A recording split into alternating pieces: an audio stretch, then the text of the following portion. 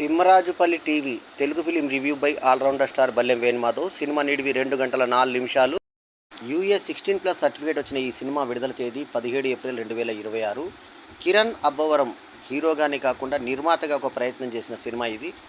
So అతను నిర్మాతగా, సాయి తేజ్ హీరోగా, వేదా జలంధర్ హీరోయిన్గా నటించినటువంటి ఈ సినిమాకి డైరెక్టర్ వచ్చి వి మునిరాజు. కిరణ్ అబ్బవరం నిర్మాత, వంశీకాంత్ రేఖన మ్యూజిషియన్. అతను రికార్డింగ్ బాగా ఆకట్టుకునే విధంగా ఉంది. సతీష్గా సాయి తేజ, ఇక హీరోయిన్గా వేదా జలంధర్, ఆమె పోషించిన పాత్ర పేరు శారద. అట్లాగే రాజప్పగా ప్రదీప్ కొట్టే, తర్వాత ఇల్లమ్మగా స్వాతి నటించింది. అట్లాగే యోగయ్యగా ఉమ్మ రమేష్, ఆ తర్వాత ఇతర పాత్రల్లో మాధవి ప్రసాద్ హీరో తల్లిగా మంచి ఆకట్టుకునే పాత్రను చేసింది. అట్లాగే తేజ, తర్వాత ఇతర పాత్రలు రమేష్, ఇంకా ఇతర నటించారు. వేదా జలంధరు, స్వాతి మంచి పర్సనాలిటీతో పల్లెటూరు అమ్మాయిలాగా బాగా ఆకట్టుకున్నారు. ఇక ఒక పత్రిక ఇవ్వడానికి వీళ్ళు వెళ్ళినప్పుడు అతని వైఫ్ ఇలా కూర్చొని పైకి లేచినప్పుడు ముడిలో ఆ చీర దోపుకున్నటువంటి సన్నివేశాన్ని లాంగ్ షాట్లో చూపించినప్పుడు అది ఎడిటింగ్లో తీసేయచ్చు, క్లోజ్లో వచ్చి మేనేజ్ చేసేయచ్చు. కానీ అది కూడా అలాగే వదిలేశారు. మీరు గమనిస్తే ఆ ముడిలో గీత కూడా అలాగే ఉంటుంది. అంటే అట్లా ముడిలో ఇరుక్కున్నటువంటి చీర షాట్ కూడా అంటే ఎంత నిర్లక్ష్యంగా ఎడిట్ చేశారనే దాన్ని బట్టి కనబడుతుంది. అట్లా కొంచెం అసహ్యం కనబడ్డప్పుడు ఆ షాట్ కట్ చేసి వేరే షాట్ వేయచ్చు.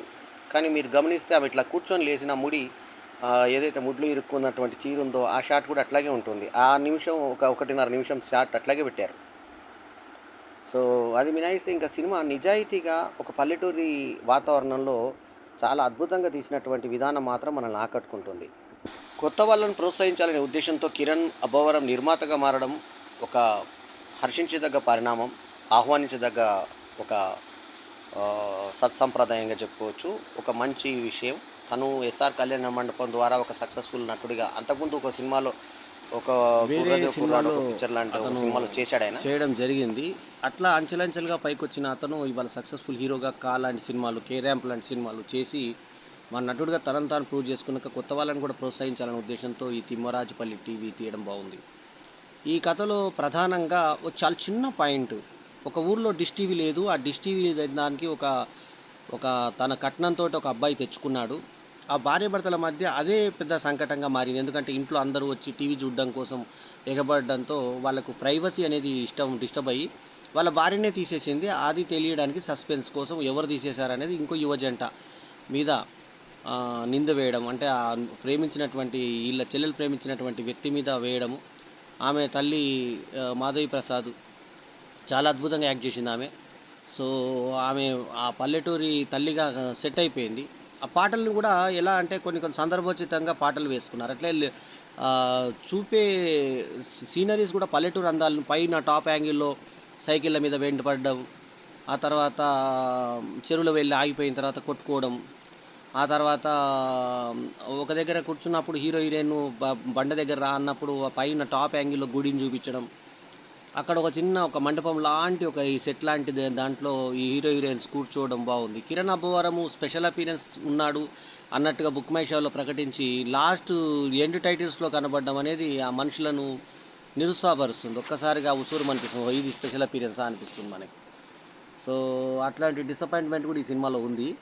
2 గంటల 4 నిమిషాల నిడివిలో వీళ్ళు చూపించింది ఏంటయ్యా అంటే ఒక పల్లెటూరులో టీవీ, అంతకుముందు వీసీఆర్, చంటి సినిమా, ఆ చంటి సినిమా ముఖ్యంగా ఒక పాట బొబ్బిలి సింహంలో పాట బాగా ఆకట్టుకునే విధంగా టైటిల్స్ పర్చూర్ బ్రదర్స్ పేరుతో సహా చూపించి అందులో ఉన్నటువంటి కోకార్ రైకా అనేటువంటి ఆ టాప్ మాస్ సాంగ్ ఏదైతే ఉందో ఆ సాంగ్ని హైలైట్ చేసి చూపించారు. మీన రావడం అంతా బాగుంటుంది. ఇక్కడ ముంత తీసుకొని తన తండ్రికి నీళ్లు తీసుకొచ్చేటువంటి సన్నివేశం దగ్గర హీరో హీరోయిన్ పరిచయం కావడం, అంటే వాళ్ళు ఆల్రెడీ తెలిసిన వాళ్ళని మనకు పరిచయం కావడం, ఆ తర్వాత ఆమె మీద ఎవడో కామెంట్ చేసి నేను కూడా రానంటే వాడిని కొట్టడం, పక్క ఊర్లో వాళ్ళు వచ్చి, అంటే ఊర్లలో ఎలా టీవీ పెట్టుకొని బయట కూర్చుంటారు, టీవీ ఒక పెద్ద ముచ్చటగా ఎలా మారుతుంది అంటే పాతకాలం టైప్ రోజులుగా చూపించారు. డిష్ టీవీ అప్పుడే కొత్తగా వచ్చిన రోజుల్లో డిష్ తీసుకొచ్చి ఇంట్లో పెట్టుకుంటే అందరు చూడడానికి రావడంతో ఆ పెళ్ళామే ఏం చేస్తుందంటే టీవీని పోయేటట్టు చేస్తుంది. ఆ టీవీ మీదనే పంచాయతీ, ఊర్లో పంచాయతీ. ఆ పంచాయతీ వీళ్ళ పెళ్ళిని కూడా దొంగోడు అనేటువంటి ముద్ర వేస్తే అది తుడుచుకోవడానికి మాధవి ప్రసాద్ కొడుకుగా వేసిన తేజ తన మీద ఉన్నటువంటి ఆ ముద్రను చెరుపుకోవడానికి ఎలాంటి కష్టాలు పడ్డాడు, ఏ రకంగా ప్రూవ్ చేశాడు. లాస్ట్‌కి ఆ అమ్మాయి మా అక్క అంటూ ఆమెని వరుస ఎట్లాగో సోదరుడు వరుస అవుతాడు కాబట్టి మా అక్క చేసిన తప్పేం కాదు అంటూ వరుస కలుపుకోవడం. సో ఈడు బాగా చూసుకుంటాడు నీ చెల్లెల్ని అని చెప్పేసి అంతకుముందు కరెంట్ షాక్ పెట్టి నేను చచ్చిపోతాను, కరెంటు షాక్ కొట్టుకొని చచ్చిపోతానని బెదిరించి వేరే పెళ్ళికి ఒప్పించిన ఆ అమ్మాయిని లాస్ట్‌కి ఏ రకంగా ఇతను మళ్ళీ ఆమె ప్రేమను ఒప్పుకొని ఆ యువ జంటను కలుపుతాడనేది ఈ 'తిమ్మరాజుపల్లి టీవీ' అనే సినిమాలో మనకు పల్లెటూరులో జరిగేటువంటి సంఘటనల ఆధారంగా మళ్ళీ ఇది ఈ ఊరి పెద్దనే చేస్తుండేమో అనేటువంటి అనుమానం క్రియేట్ చేసి లాస్ట్ గిరివి పెట్టి టీవీ కొంటారనుకున్నా, ఈ విషయమే దాచాలనుకున్నానంటూ అట్లా సస్పెన్స్ మలుపు దింపడం బాగుంది. 'తిమ్మరాజుపల్లి టీవీలో' కథ ప్రకారంగా చెప్పుకుంటే ఏమీ లేదు. చిన్న పాయింట్‌ని సాగదీశారు. కాకపోతే ఏంటంటే ఆ మేకింగ్ ఏదైతే పల్లెటూరు అందాలను ఒడిసిపట్టిన ఆ కెమెరామెన్ పంతనం కానీ, చిన్న చిన్న తక్కువ మాటలతోటి మంచి పాటలు, పాటలు రికార్డింగ్ తోటి సినిమా నడిపించిన తీరు కానీ బాగా ఆకట్టుకునే విధంగా ఉన్నాయి.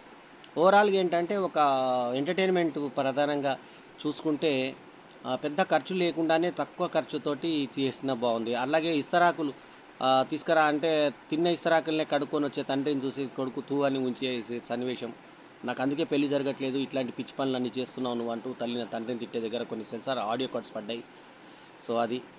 సో ఇందాకే చెప్పినట్టు ఆ ముడిలో దూకినటువంటి ఆ చీర షాట్ చేసినటువంటి ఆ అమ్మాయి ఊరి పెద్దగా భార్యగా చేసిన ఆమె కూడా బాగా ఆకట్టుకునే విధంగా నటించింది. మిగతా నటినట్లందరూ కూడా అక్కడక్కడ కొంచెం మంది తెలిసిన వాళ్ళే. సో కమెడియన్గా చేసిన అతను ఏదైతే ఆయన ఉంటాడో ఒక ఆయన పుల్లయ్య, ఆ పుల్లయ్య క్యారెక్టర్ చేసిన అతను కూడా చాలా బాగా చేశాడు. సో పుల్లలు పెట్టక పుల్లయ్య నువ్వు అని అంటూ అనే డైలాగ్ బాగుంది. ఊర్లలో ఏ రకంగా ఉంటారు, తర్వాత ఇద్దరు ఫ్రెండ్స్ లాగా ఉండేటువంటి జంబులింగం శంభులింగం లాగా ఇద్దరు వచ్చేసి వాళ్ళు ప్రతి దాంట్లో సాక్ష్యం చెప్పడం, ఆ తర్వాత ఆ ఊరికి ఒక కేబుల్ టీవీ అతను ఉండడము, అతను క్యాసెట్లు తీసుకొచ్చి ఇవ్వడము, కొత్త కొత్త సినిమాలు 'ఖైదీ' సినిమా రావడము, ఆ తర్వాత ఇలాంటివన్నీ ఆ టైంలో రిలీజ్ అయిన టైంలో ఏ రకంగా ఉంటుందనేది చూపించి 'చంటి' సినిమా తీసుకొస్తానంటే ఆ స్టిక్కర్ తీసుకొచ్చి ఆమె టీవీకి అతికిచ్చితే ఆ స్టిక్కర్ ఆధారంగానే దొరకడం లాస్ట్‌కి. సో ఏ రకంగా ఊర్లలో వీసీఆర్ క్యాసెట్లు వచ్చినప్పుడు టీవీ ఎత్తుకెళ్ళి ఏ రకంగా అద్దెకిచ్చేవారు, అది అంతా కూడా కళ్ళకు కట్టినట్టుగా మనకు అవన్నీ చూపించారు ఆ ఊరికి సంబంధించినటువంటి విశేషాల్ని. సో 'తిమ్మరాజుపల్లి టీవీ' అనేది ఇప్పటి కాలానికి సంబంధించిన కథ కాదది. అది 80స్‌లో వచ్చిన కథగా మనకు అర్థం చేపిచ్చారు. సో ఆ ప్రకారంగా ఆ వాతావరణాన్ని క్రియేట్ చేయడం, అక్కడి బట్టలన్నీ చేయడం బాగుంది. కాకపోతే డ్రెసెస్ కూడా అప్పటియే తీసుకొని రావడం బాగుంది.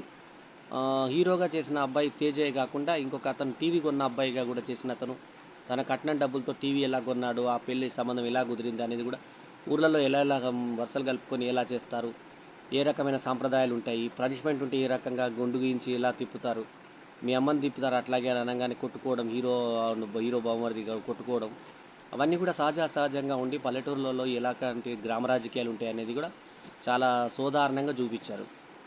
సో ఎంచుకున్న టీవీ ప్రాంతము కుప్పం ప్రాంతంగా చూపించారు. సో ఒక్క దగ్గర తమిళ్ బోర్డు కనబడింది, మిగతా అంతా కూడా తెలుగు వాతావరణంలో స్వచ్ఛమైన తెలుగు సినిమాగా 'తిమ్మరాజుపల్లి టీవీని' చూపెట్టొచ్చు. కిరణ్ అబ్బవరం టేస్ట్ని చూపిస్తుంది సినిమా. మాధవి ప్రసాద్కి ఎక్కువ మార్కులు పడతాయి. ఆ తర్వాత హీరోయిన్గా నటించినటువంటి అమ్మాయి చాలా బాగా చేసింది శారద పాత్రలో. సో ఆ శారద పాత్ర చేసిన అమ్మాయి, ఆ తర్వాత టీవీ యజమాని భార్యగా చేసిన అమ్మాయి ఇద్దరు కూడా రాణించారు వాళ్ళ క్యారెక్టర్లో. ఎల్లమ్మ క్యారెక్టరు, శారద క్యారెక్టర్, ఇద్దరు 2 క్యారెక్టర్లు కూడా వేద జలంధరును ఇంకొక అమ్మాయి చాలా బాగా చేశారు వాళ్ళ క్యారెక్టర్స్ని. సో ఊరి పెద్దగా చేసిన అతను కూడా బాగా చేశారు. పెద్ద పెద్ద నాడా చెడ్డీ వేసుకొని స్నానం చేస్తుంటే వచ్చి నీ పరువు పోయిందని చెప్పి ఒక అతను ఎక్కించడం, ఊళ్ళలో ఎలా రాజకీయాలు జరుగుతాయి అనేది కళ్ళకు కట్టినట్టుగా చూపించిన సినిమా 'తిమ్మరాజుపల్లి టీవీ'. ఆ పేరు తగ్గట్టుగానే ఆ లోగో డిజైనింగ్ కూడా అంతా బాగుంది. కిరణ్ అబ్బవరం టేస్ట్ని చూపించింది. దర్శకుడు మునిరాజుకి మంచి భవిష్యత్తు కనిపించింది. అతను ఇలా పాత చింతకాయ పచ్చళ్ళు కాకుండా ఇంకొన్ని అతనికి ఉన్నటువంటి దర్శక సృజన గమనించాను నేను. చాలా మంచి ఇది ఉంది. అతను మంచి టైపు కమర్షియల్ సినిమా ఫార్మాట్‌లో చేసుకొని వెళ్తే బాగా రాణించగలడు. ఒక పాత సినిమాకి సంబంధించినటువంటి పాటల్ని తీసుకొని 'బొబ్బిలి సింహం'ని మనకి అక్కడ ఆ పాటతో సహా దాన్ని రక్తి కట్టిస్తూ చూపించినటువంటి అన్వయించుకున్న తీరు బాగుంది. వర్షం పడ్డప్పుడు నెత్తి మీద గోనెల సంచులేసుకొని ఊర్లలో ఎలా వెళ్తారు, డిష్ టీవీని పెట్టినప్పుడు ఊర్లో అందరూ ఎంత విచిత్రంగా చూస్తారు ఆ తర్వాత టీవీకి ఎలా కాంపిటీషన్ అవుతుంది, నేను టీవీ తీసుకొస్తానని నేను టీవీ తీసుకొస్తానని ఊర్లలో ఎలా కొట్లాడుకుంటారు అలాంటివి చాలా సహజంగా చూపించారు. ముఖ్యంగా ఇప్పుడు ఇందాక చెప్పినట్టుగా ఈ వేద జలంధర్ అందమును, ఈ శారదగా, తర్వాత ఈ ఎల్లమ్మగ చేసిన అమ్మాయి వీళ్ళందరూ కూడా చాలా సహజంగా ఉండి పల్లెటూళ్ళలో అమ్మాయిలు ఎలా ఉంటారో అంతే ఉండరు. పిట్ట పర్సనాలిటీతో పెద్దగా విపరీతమైన శరీరంతో ఉండకుండా చాలా జాగ్రత్తగా ఉంటారు ఆ ఊర్లలో. అదే విధంగా చూపించారు. సో ఆ మొహాలన్నీ కూడా పల్లెటూరు మొహాల్లాగానే మాధవి ప్రసాద్తో సహా అందరూ ఆ రకంగా సరిపోయారు క్యారెక్టర్స్కి. చాలా సహజంగా తీసినటువంటి ఈ సినిమాకు నేను ఇస్తున్నటువంటి rating 2.75/5 is my review rating. ఈ రివ్యూ కనుక మీకు నచ్చితే లైక్ చేయండి, కమెంట్ చేయండి, షేర్ చేయండి. సస్పెన్స్ మాత్రం 100% మనం చెప్పుకోలేము. కాకపోతే ఏంటంటే ఆమె సొంత ఇంట్లో ఆమె దొంగతనం అనే కన్నా భర్తకు చెప్పి పక్కకు పెట్టి వస్తుంటే అయిపోయేదే అనిపించే చిన్న పాయింట్.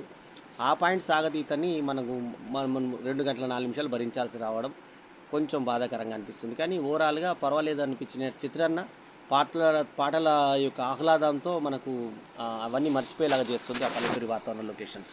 సో ఇదండి ఈ రివ్యూ కనుక మీకు నచ్చితే లైక్ చేయండి, కమెంట్ చేయండి, షేర్ చేయండి. మా ఛానల్కు తప్పకుండా సబ్స్క్రైబ్ చేయండి. ఎల్లప్పుడు మీ ఆదరాభిమానాలు ఆశించే మీ ఆల్రౌండర్ స్టార్ బాల్యం మాధవ్. నమస్తే, జై హింద్.